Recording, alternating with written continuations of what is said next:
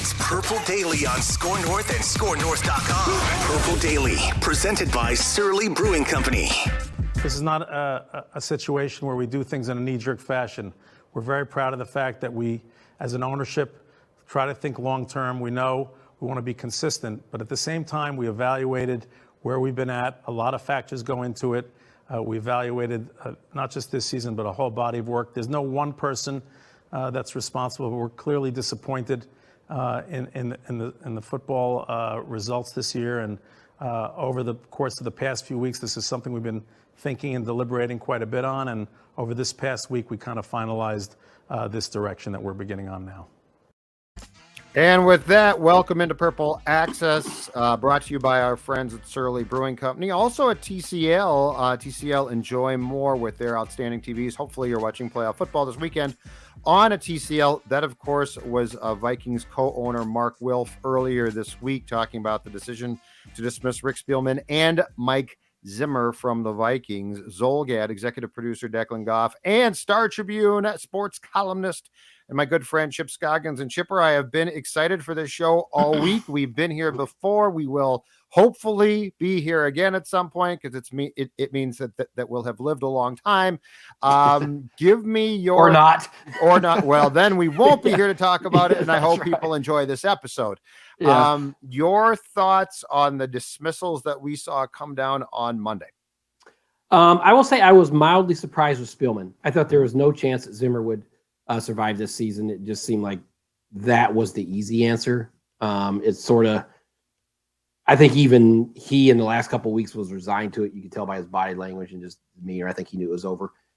I had fallen into the group that thought because Spielman was such a security blanket for the Wilfs and how much they've stayed in the background and just entrusted him to run the football operations, that when it came down to it, and we know that they like him, I thought that he would get bumped upstairs with a different title and bring it in. And I wrote a column, Judd, like, I understood the logic and why the Wilfs might do that, but that made zero sense to me because can you imagine going to a GM and saying, okay, we want you to come in, fresh perspective, fresh eyes. We want you to really tear this roster apart from a different perspective. And, you're going to have a new approach. And, oh, by the way, the guy who had that same job for 16 years is 2 doors down, and he's going to be your boss. Well, what? That made zero sense. I mean, I applaud the Wilfs for basically betting on themselves to get this right and find the right GM. And the GM will have pretty much the most say in finding the coach. But for them to probably get outside their comfort zone, right? Because even Mark said the other day, he's not a football expert. And so they're banking on themselves that they're going to and the help that they get from who knows where it's coming from. They just said they have a lot of voices inside that they trust to start over with a clean, fresh start. I am curious what happened with Rick, because there's no question the plan was what you said. Like the plan, yeah. We didn't all get this wrong. There was a plan to keep him, and he was going to help in the search. And I don't know if people finally said, look, you're not going to get a good candidate if Rick is going to be hovering over that person's shoulder. I have no idea. But the great mystery of this entire thing is what took place between the decision to keep Rick and what appears to be a fairly sudden decision not to go in that direction. Don't you think, Judd, either, I don't know if they came up with it on their own or if someone got to him and said, Mark, Ziggy, no GM is going to want to come in here and have the guy who was doing it for 16 years right down the hall. And essentially, because essentially in that model, Rick would have had a big input on who they hired, right? Mm-hmm. Which by definition would make that person his boss, right? If I hire you, I'm probably the boss, going to be your boss. And so I think either in talking it through amongst themselves or somebody that they respect came to him and said, we know you love Rick, but this can't work. It's not going to be, it's going to be dysfunctional and you're just setting yourself up for failure. So I think one of those two options happened, but there was too much chatter about Rick getting a title for it just to be, not have some truth to it. What do you think should be the direction now? So if the Wilfs were to come to Chip Scoggins and say, advise us on philosophy and what we lacked, what we did well, what would you advise them? Yeah, I mean, well, I'll start with the coach, and I don't think we know you always hire the opposite, right? So everybody's stuck in it. Got to get an offensive guy. Would that be ideal? Yes, but I wouldn't pigeonhole myself and just say, I got to have an offensive guy and just say, this is it. I mean, I would go in there and say, I want to go with somebody who that we feel comfortable with and aligns with kind of what we're trying to do. And I think somebody that's, analytics are going to be a big part of it. It's interesting that the comments that came out from the players afterwards, and I'm not saying I would let my players pick it, but there was clearly tension inside that building for a while and a lack of communication. And I just thought when Eric Kendricks and a player of his stature says, we don't need a fear-based organization, it just, that was jarring to hear one of their best players say that even he wasn't comfortable with the climate and atmosphere and culture that they had. So not saying you have to hire the nicest guy in the world who's going to be their best friends, because that's not the avenue, but there's got to be some more communication, more respect, I think, with player coach. In terms of the GM, I mean, I just think they need to be, kind of, if they can get it cutting edge. I do like, if they can pivot and go to a more offensive-minded approach. I mean, it's just been the way they've done it is so much catered to defense and giving giving Zimmer what he wanted, with the exception of quarterback. And it'll be interesting to see. I mean, obviously, number one on the list when you're interviewing people is like, what are you going to do with Cousins? I mean, I think that has to be and just a quarterback period. In a quarterback period. Like, what's your philosophy on quarterbacks? That's huge. Yeah. And so they're going to have to, the new GM. I mean, that's the first order of business. You can't proceed any other decision until you figure out what you're doing with Cousins. What would you do? I'd try to trade him. I mean, any coach, if you say, do you want a rookie or an unknown, or do you want Kirk Cousins? Any first-year coach is going to say, I want Cousins, right? But I don't. Would you do it, the $45 million for 1 year as a short term? That's what, like 20% of the salary cap? 21%. A little 21% of your salary cap for 22. Could you do it for 1 year and just say, you know what? We know we're not going to be able to fill holes elsewhere. I guess if you don't like what you're hearing in trade, but I definitely would not extend him 2 or 3 years to try to get the cap. I wouldn't do that. I agree completely. So to me, there's only two options. I would either pay him the 45 and just deal with it for 1 year. Yep. Ideally, I'd try to trade him. I'm not convinced, and I am not a Kirk fan, but I'm not convinced, and I'm not with the camp, though, because there's a certain camp that says you're going to have to attach a draft pick to him. You can't trade him. I disagree. I think the Stafford trade, now that's a great trade if you're Detroit, because you get 2 first-round picks. But I think the Stafford trade, because Kirk Cousins is not a bad QB, proves that you can trade a guy like Kirk. I mean, I saw a comp to Brock Osweiler, Chip, and he's not. Come on, that guy wasn't good. This guy is good. He's just not as good as he thinks, and a lot of his fan base thinks. But my point is this: I think that Cousins could be dealt, and the key to a Kirk trade is to get him to approve the trade, where he then says, "Okay, I'll do an extension with the Broncos for 3 years," and now it becomes as close to a sign and trade. It's not, but it becomes as close to a sign and trade as you can get in this league. Judd, what would you think if you wound up with a GM and coach, offensive minded, innovative, wide open, that said we can get more out of Cousins than the previous regime? I've toyed with that idea, and here's my problem: you can't mentally. He is who he is mentally. He is his body is filled with talent. He's not mobile, but he is fit, but he's got a good arm. So like if I could plop the head of Case Keenum on Kirk, I'd love life, but I can't. Would you give the new regime 2 years, 3 years to try to figure it out of him and getting his cap number down? Where you because the thing that I'm wrestling with, and I would, my first option, I'd be trying to trade him and just start over, fresh start.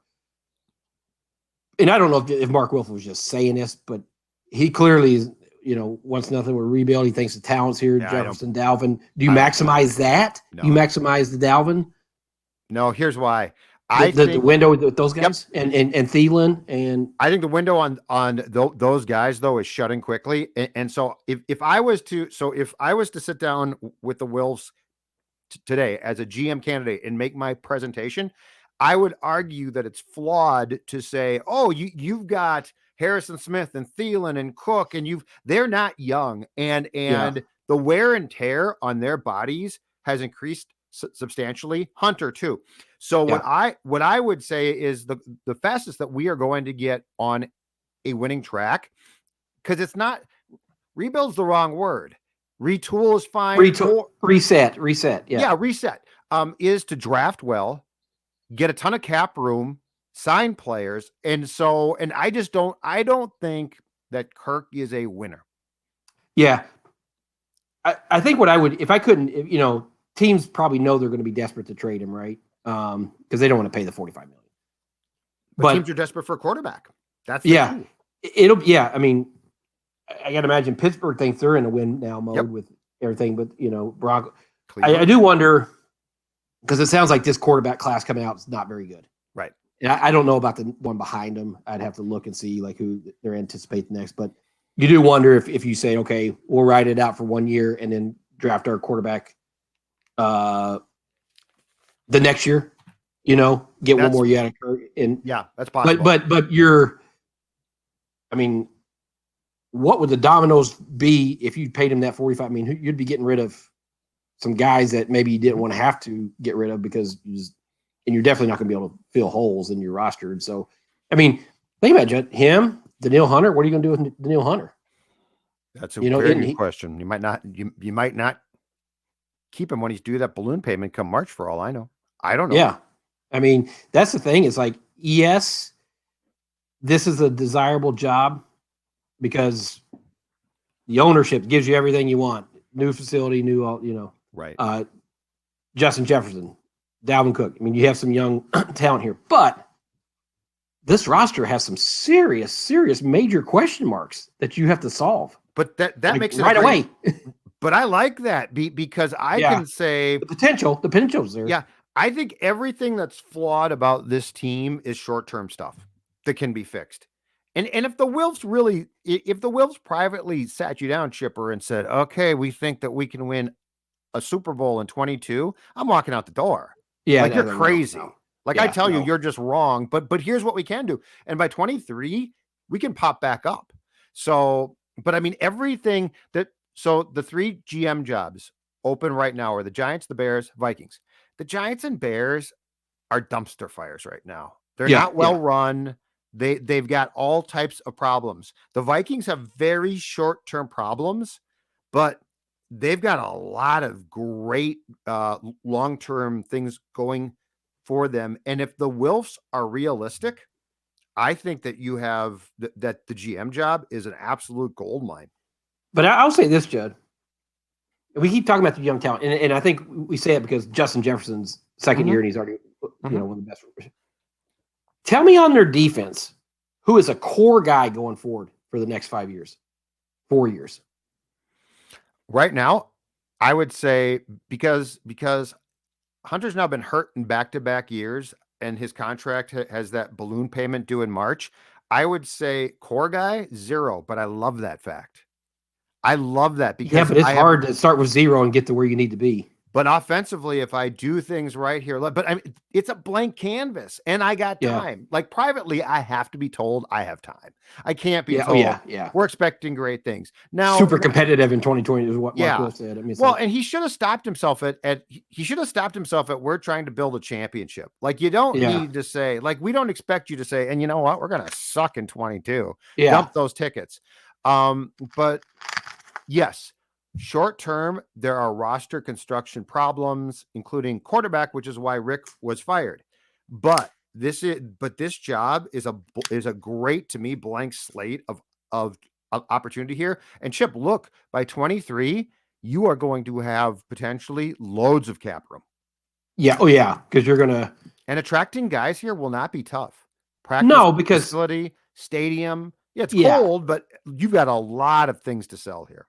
yeah. I mean, the cold. I don't think that really factors in football. I mean, it's when guys get in that facility and they say, "Hey, this is one of the this is going to be one of the best facilities they ever walk into," and I do think if you're if you're a GM or a coach, I think the Wilfs are probably attractive owners because they spend money and they don't really say no. As far as we know, I mean, all we ever heard is like, if you present it to them, they're going to say yes, and they're going to basically stay out of your way and let you kind of run it how you see. They're not going to be Jerry Jones telling you what personnel moves you should make. And so, I think it's an attractive job, desirable, but I also think you're right. To me, there is.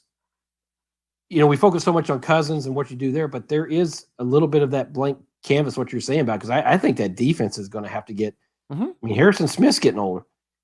Eric Kendricks is not going to be, he's going to hit his peak here pretty soon. And he didn't have a good year either. Yeah. I mean, it's, there's going to be a lot of turnover on that side. Offensively, running back, what's the shelf life? Dalvin, you got to think he has a few more good years, but I mean, you have some pretty attractive pieces along the line, and O'Neal and Darisaw. You got to fill that out. We'll see what Cleveland, but Irv Smith's coming back. Obviously, Jefferson's off to a historic start. So you have some pieces there, but there's some flaws in this roster. Oh, right, but wouldn't you love the chance to clean that up? Yes, like yes. The amount of line deleting that you could instantaneously come in and do would be marvelous, because you wouldn't care. Like you're not going to say, Harrison Smith, I can't touch him. You're going to say, what can I do here, right? And Judd, it's great. Isn't that why you could not keep Spielman around? You need somebody who's unemotional, unbiased about this roster. Fresh set of eyes. That personally doesn't care about Harrison Smith in the way that Zimmer and Spielman did. They loved him. Were they going to – Anthony Barr, I would say their affection for him created a problem when you brought him back when he was going to go to the other – and they, so they needed an unemotional view, fresh set of eyes on this roster to be able to move forward. That's exactly right. And that's why I think that, yes, there is work to be done, but I think the infrastructure is really good, and the support is like the Bears. Chip strike me as and I know that they might have, and that's a big might, have hit on their quarterback in Fields. We'll see. But the reality is how they're run, and the McCaskies and basically what George at his press conference saying, "Oh, I'm a fan. I'm just a fan." Like, that's a mess.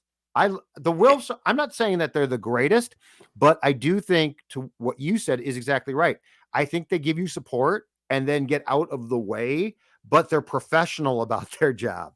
Yeah. And Judd you think about all these, you watch these playoff teams now, and my gosh, you just look at the quarterback play. Yes. I mean, doesn't this GM is, and I don't know, you have to find somebody, and it's, obviously it's imperfect science, but as best you can, you have to find someone that has the right process of finding that guy. Because that was Spielman's deal. And some of it was bad luck. Teddy, obviously, that wasn't a Spielman fault that he blew out his knee, and that set off, the dominoes. But they have to find someone that can get that right. And that has to be the question in a lot of the interview process of, how are you going to do this? Yes. What's your process? How are you going to identify it? What's your background? Who have you learned from? What mistakes? Who's your coach? All those things. Because until they get that fixed, you're always going to have the ceiling. Your ceiling is going to be not at a Super Bowl level.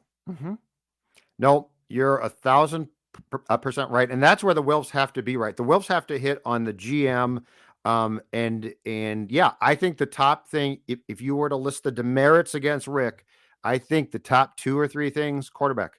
And Cousins was signed because he basically gave up and said, "I can't find one."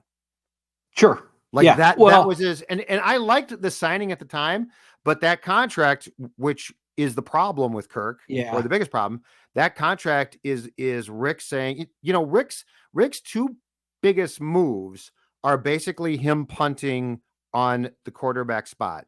Zimmer, because he defensively could stop guys, because Rick's like, all these quarterbacks are tearing us up, and I drafted Christian Ponder.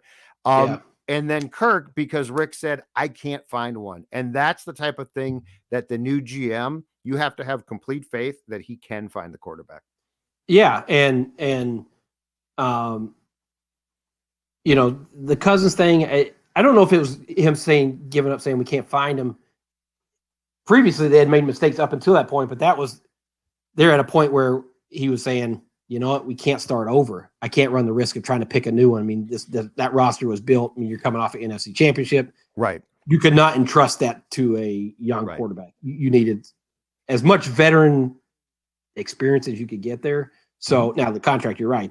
That's a different conversation. But you know, as we talk about this quarterback, and I said earlier, I started like, it doesn't necessarily have to be an offensive head coach. It could be a defensive guy. And if they go that way, gosh, you got to get the coordinator right. You know, I mean, somebody's going to have to be, you know, a strong either head coach, offensive head coach, or a strong coordinator that you trust. And it can't be, we can't go through 8 years of what they just went through with. It might be the coach too. I mean, well, ideally, if you land with an offensive guy, but you feel like he's still your best guy and not, we're just doing it just because we have to have an offensive guy. Yeah. I think that would be ideal, just because it's just where the game's at now, you know? Yeah. It's just where the game's at. If Mike and Rick sealed their fates with 2 moves, one apiece this year, Chipper, I think these are the 2 things. One is, if I own this team and I find out that my head coach started to meet with my quarterback once a week for half hour or so, a little bit more, an hour maybe, once per week in year 4, I'm livid. Like, that is inexcusable. Yeah, I mean, that, you know, you go back to Eric Kendrick's things about the communication, or maybe it was Brian O'Neill, that they need to have, you know, more. And I don't think it was coincidence that Mark Wilf said leadership, collaboration, and communication 35 times in that press conference. Yeah. There's no explanation that you can give that the freaking head coach and the quarterback only started meeting, really talking, and actually talking more than just, hey, how you, in the 4th year together? Yep. Judd. And only after a COVID blow up. Yes. That only started because I was told that they finally basically got in a shouting match about the fact that Kirk was not vaxxed. And Judd, in pro sports, is there a more important relationship between an athlete and coach than the quarterback and head coach in the NFL? No, it's huge. They have to be in alignment. They have to be Brady and Belichick. Yeah, go to Andy Reid and Mahomes. I mean, go through it.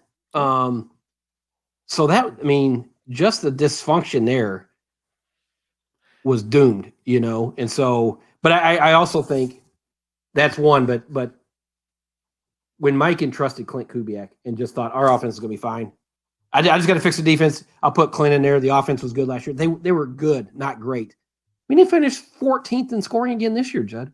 Yeah. You know. And how did Rick prove that?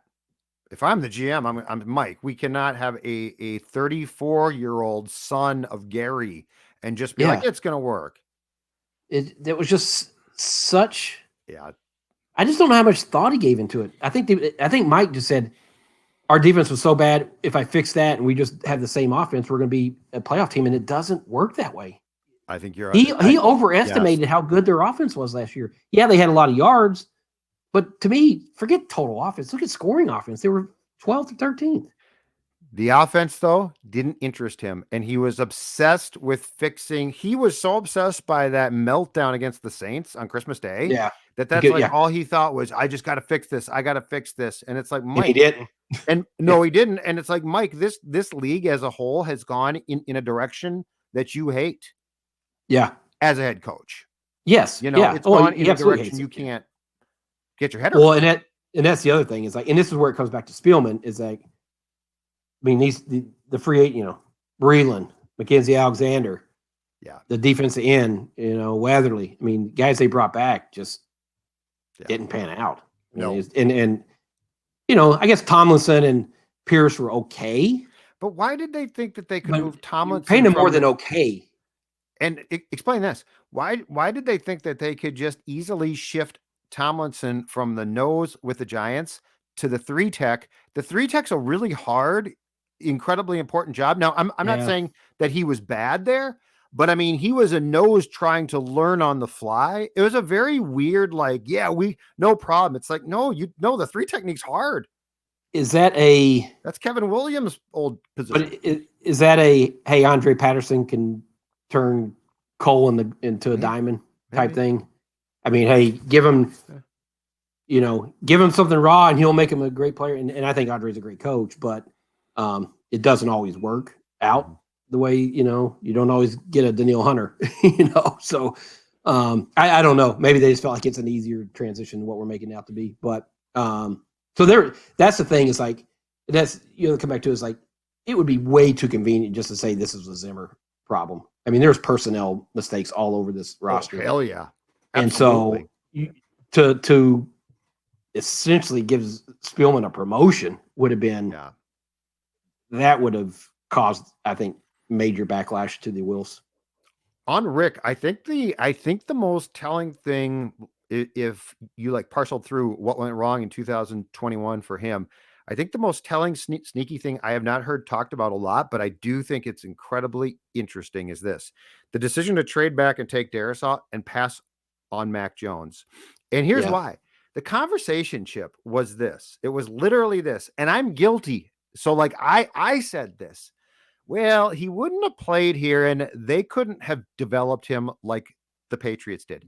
Think about how preposterous that statement is. This is the National Football League. You better damn well make sure that you draft a QB and develop him. And kudos to Belichick and the Pats for doing that. But my point is, if I'm the Wilfs, wouldn't you look at Mac Jones and be like, hold on a second here? Well, I don't know that they think that deeply into it, But here's the other thing, is like, how much of it was too that by Spielman doing that would essentially him being admitted, we screwed up on Kirk. And could Kirk have handled if they had spent a first-round pick on a quarterback? All problem. He would have gone. And all he would not have handled that as well as Kellen Mond. I can promise you that. And all that's an indictment. You're right. Yeah. But I think that would have been them saying, that basically would have been, even though you could spin it saying, hey, we got to prepare for life after Kirk at some point. But I think that would have been, in their mind, them saying, we screwed it up and now we got to start over. Yeah. Okay. I have to run this past you because I've got to get your reaction. Mackey has us all convinced, and he's done some digging himself. There is reckless speculation out there that comes from outside of our building that the Wilfs have at least passing interest, if not more, no pun intended, in Lane Kiffin. Down to the fact that there was a Wilf plane down south, I think in Florida, nearby where in Mississippi last weekend, not in Mississippi and not in Vols country. But anyway, what are your thoughts on the so far unproven but gaining steam Lane Kiffin? And I will say this, I think it's a terrible idea, but he does know offense, so I could see some weird type of, he's the offensive savant this team needs type of thing. The thing he's your guy, by the way. So yeah, my guy. I would love to know, if it's true, how they arrived at that. Is there a mutual connection? Like the Wilfs just they watch a bowl game and they watch college football on Saturday night and say, "Hey, that guy stopped by here because he went to Jefferson. He might have stopped by the TCR. I don't know. Well, I will say this: he would be a hoot to cover because he's crazy, and he's so outside the box, but he knows offense. The guy can coach. I mean, he just can.